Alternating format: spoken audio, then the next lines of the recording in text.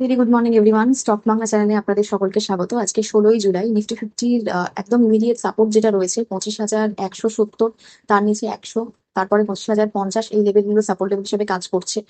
এছাড়া 25,250, যেটা daily time ফ্রেমে 20 ডেজ এক্সপোনেনশিয়াল মুভিং অ্যাভারেজ, সেইটার উপরে যদি যায় তাহলে কিছুটা বুলিশ মুভমেন্ট এক্সপেক্টেড। এছাড়া ব্যাংক নিফটির ক্ষেত্রে 57,100 লেভেলটা রেজিস্ট্যান্স, আর নিচের দিকে 56,900 লেভেলটা সাপোর্ট লেভেল হিসেবে কাজ করছে। সেন্সেক্স এর ক্ষেত্রে 82,660 এই লেভেলটা রেজিস্ট্যান্স লেভেল হিসেবে কাজ করছে, উপরের দিকে 700 এই লেভেলটা, আর নিচের দিকে 82,450, 400 এই লেভেলটা সাপোর্ট লেভেল হিসেবে কাজ করছে। এছাড়া গিফট নিফটি আজকে দেখলে সিগন্যাল দিচ্ছে flat opening or lower opening Indian মার্কেটের জন্য।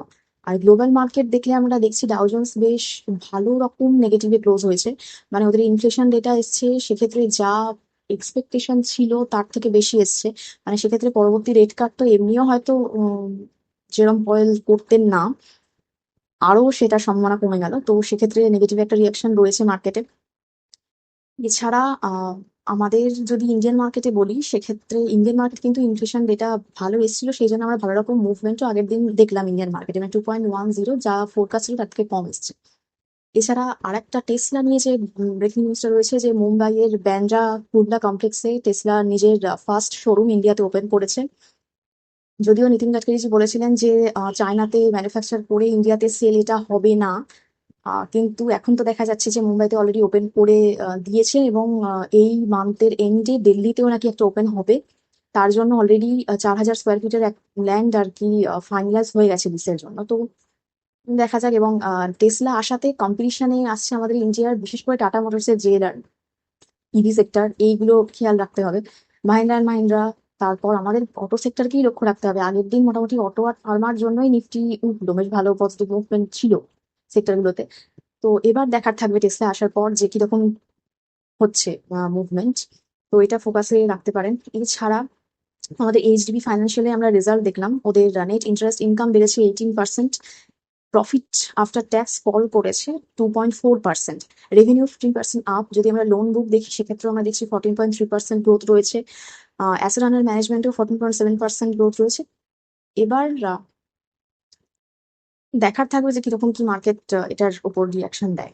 এছাড়া তেজাসের ক্ষেত্রে আমরা দেখেছিলাম যে ওদের রেজাল্ট ভালো হয়নি, সেই জন্য 11% স্টকটাকে পড়তেও দেখলাম। কিন্তু মোটামুটি এইটাই দেখা যায় যে যেহেতু অর্ডার নেই, মানে ভালো রকমের অর্ডার নেই, সেই জন্য অতটা মুভমেন্টও নেই স্টকটার মধ্যে। এবার যদি ফিউচারে ভালো রকমের অর্ডার আসবে তো অবশ্যই, কারণ ভালো একটা কোম্পানি, তো সেক্ষেত্রে আবারও হয়তো আমরা, মানে সেই জন্য স্টাডি করার দরকার এই স্টকটাকে, স্টাডির মধ্যে রাখতে পারেন। এছাড়া এইচসিএল থেকে রেজাল্ট, মানে টিসিএস এর রেজাল্ট আসার পরেই তো বোঝা গেছিল যে আইটি সেক্টরের সবকটা কোম্পানির মোটামুটি রেজাল্ট যে খুব একটা ভালো হবে সেটা নয়। তো এইচসিএল এর রেজাল্ট তো আমরা দেখলাম যা এক্সপেকটেশন ছিল তার থেকে বাজে, সেই জন্য 4% স্টকটাকে আমরা পড়তে দেখলাম। এছাড়া ওলা ইলেকট্রিকের ক্ষেত্রে রেজাল্ট বাজে ছিল, কিন্তু কমেন্ট্রি ভালো হওয়ার জন্য, মানে ফিউচারে গ্রোথ হবে সেটা ম্যানেজমেন্ট বলেছে, সেই জন্য আমরা স্টকটাকে উপরে উঠে দেখলাম রেজাল্ট খারাপ হওয়া সত্ত্বেও। কিন্তু এরপরে একটা নিউজ আসছে যে মহারাষ্ট্র নাকি 90% ওলার যে শোরুম রয়েছে সেটা বন্ধ করে দেওয়ার ব্যবস্থা করছে, তো সেক্ষেত্রে ওদের টার্গেট অ্যাচিভ করতে অবশ্যই অসুবিধা হবে। তো অবশ্যই ফোকাসে রাখতে পারেন এই ওলাকে, মানে পরবর্তীকালে কি কি আপডেট আমরা পাই এটার সম্বন্ধে। এছাড়া ওয়ারি রিনিউয়েবল যে এনার্জি টেকনোলজি রয়েছে, তাকে আমরা 15% জাম্প দিয়ে দেখলাম, এখনো রেজাল্ট বেরোয়নি, রেজাল্টের আগেই।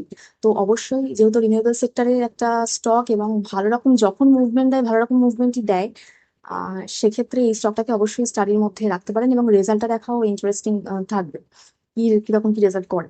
এছাড়া কল্যাণ জুয়েলার্স এর ক্ষেত্রেও আমরা দেখলাম যে 19% ওদের আপসাইড মানে পোটেনশিয়াল আছে, সেটা জেএম ফাইন্যান্সিয়াল বলেছেন।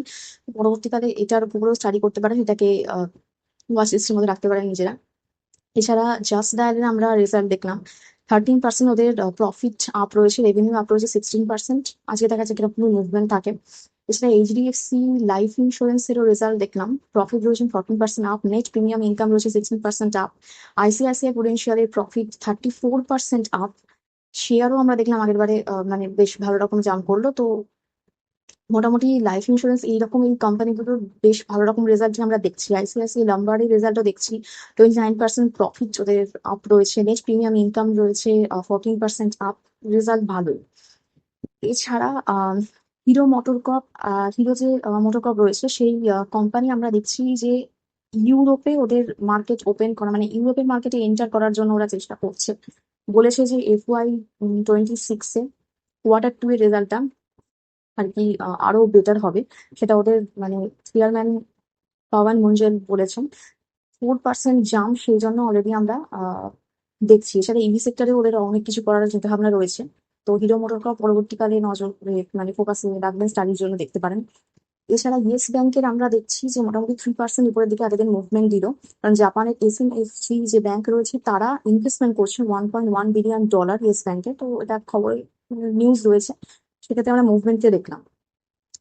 এছাড়া একটা স্মল ক্যাপ কফি ডে বলে একটা small cap coffee day enterprise, তো আমাদের ইনভেস্টর ডলি খান্নাকে দেখছি যে আমরা 1.5% স্টেক আর কি পারচেস করছেন।